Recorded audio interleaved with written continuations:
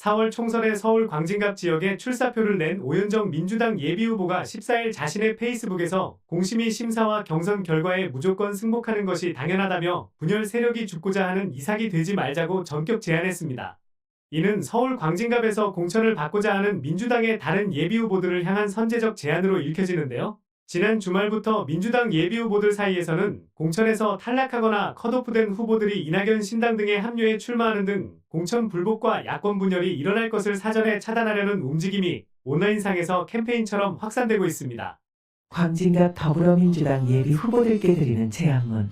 더불어민주당 광진갑 예비후보님들의 건승을 기원합니다.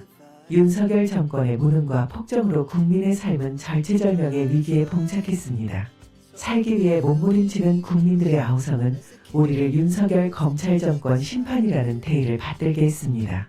국민적 요구와 대의를 받드는 데 있어 적전분열은 피멍든 가슴을 후벼 파는 송곳과 같습니다.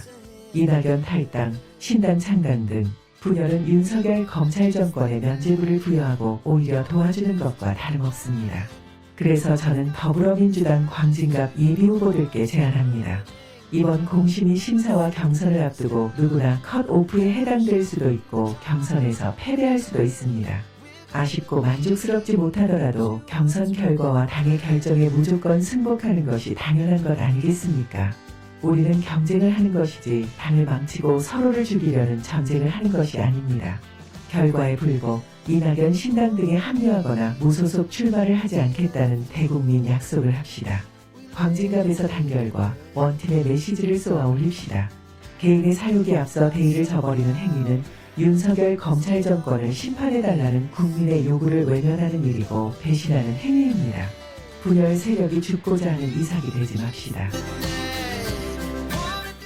이번 총선의 성격 자체가 당연히 윤석열 정권 심판이 아니겠습니까? 네. 윤석열 대통령 지금 취임 이후로 외교 참사, 그리고 민생 파탄, 경제 침몰, 네. 그리고 안보위기, 검찰권 남용, 네. 심지어는 나라 국가는 비어가는데 모범을 보여야 될 대통령이 한 달에 한 번꼴로 외국에 나가고 역대 최고의 순방 예산을 쓰고 있지 않았습니까? 그렇게 해서 정말 결과가 좋고 성과가 좋다면 당연히 해야죠. 그런데 성과 제로, 효과 제로 아니겠습니까? 네.